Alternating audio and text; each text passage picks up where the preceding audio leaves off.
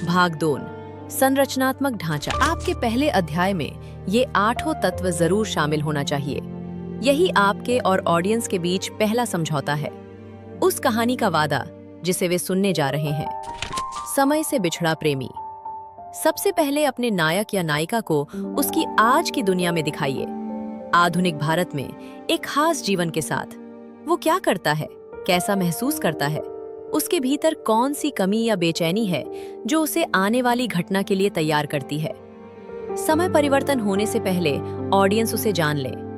समय बदलने वाले पोर्टल तक जल्दबाजी में मत पहुंचिए।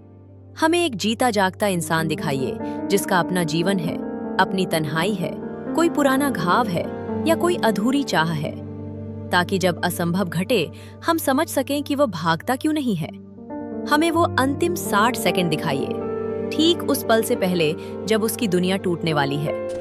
वक्त का खिंचाव। वो भावनात्मक इंजन स्थापित करे जो हर अध्याय को चलाएगा, वो शक्ति जो नायक को दूसरे वक्त की तरफ खींचती है।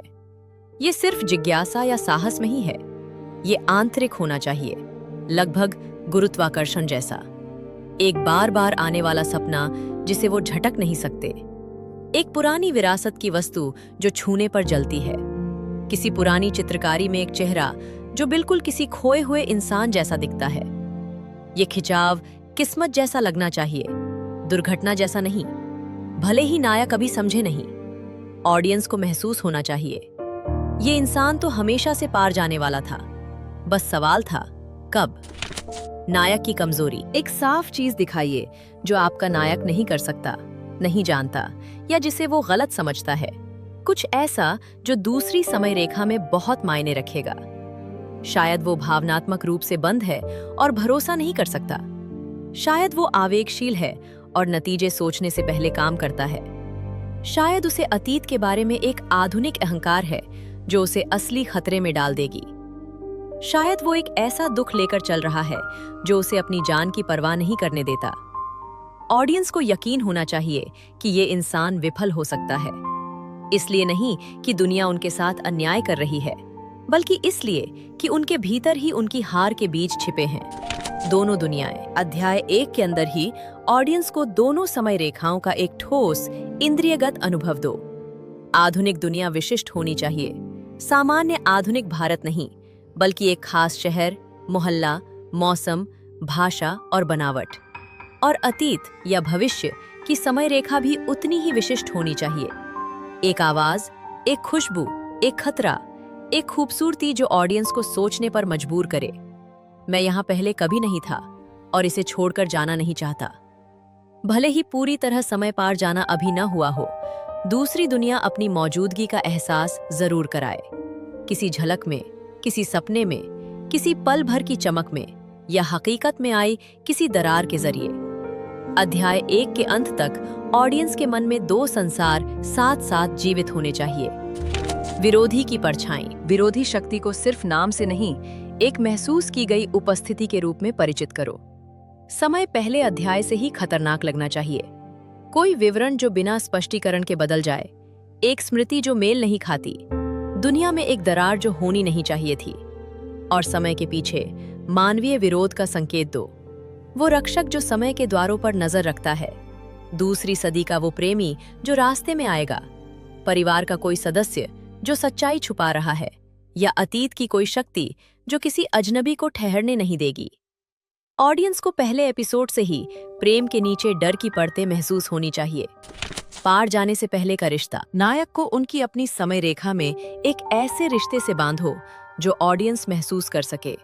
माँ बाप जिन्हें वो खो रहे हैं, एक दोस्त जिसे वो निराश कर रहे हैं, कोई भाई बहन जिनकी जिंदगी उनके यहाँ रहने पर निर्भर करती है। यही भावनात्मक बंधन समय यात्रा को उसकी कीमत देता है। अगर ये बंधन नहीं होगा तो समय पार जाना केवल रोमांच लगेगा, लेकिन जब ये बंधन होगा तब दूसरी दुनिया में बिताया हर पल यहाँ किसी जरूरतमंद से चुराया गया पल लगेगा। ऑडियंस को एक साथ 2 खिंचाव महसूस हो, एक तरफ समय पार का मोहक प्रेम और दूसरी तरफ यहाँ के अनमोल रिश्ते। समय की टिक टिक।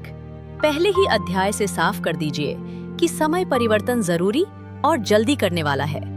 ये यात्रा स्थिर नहीं है, या तो ये धीरे धीरे टूट रही है, या इसके लिए एक तय समय सीमा है, या हर बार पार जाने की कोई साफ कीमत है।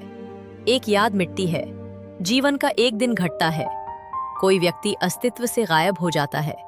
नायक के पास बहुत समय नहीं है, वो आराम से प्रयोग नहीं कर सकता। पहली दरार पड़ते ही घड़ी चल पड़ती है, और ऑडियंस को महसूस होना चाहिए कि हर अध्याय, हर खोज सीमित समय को कम करता जा रहा है। हकीकत का टूटना। पहले अध्याय का अंत उस क्षण से करें जब सब कुछ बदल जाता है। नायक किसी पुरानी वस्तु को छूता है, किसी दहलीज को पार करता है, या आंख बंद करके सोता है और जागते ही किसी और समय में खड़ा होता है। आखिरी पंक्ति स्पष्ट हो, ये सच है, ये सुरक्षित नहीं है, और अब वापसी पहले जैसी नहीं होगी। अंत केवल विस्मय का न हो, उसमें भय की हल्की परत भी हो। श्रोता को लगे ये शुरुआत खूबसूरत है, लेकिन इसकी कीमत भारी होगी। ध्यान रखें, तत्व 3 नायक की कमी, तत्व 5 विरोधी की छाया, और तत्व 7 समय की टिक टिक हर रूपांतरण में अनिवार्य हैं। ये सर्वशक्तिमान नायक दोष 1, कमजोर विरोधी दोष 2, और तात्कालिकता की कमी दोष 5 जैसी भूलों से बचाते हैं। किसी भी कॉन्टेस्ट के अनुसार ढालते समय इन्हें हटाइए मत।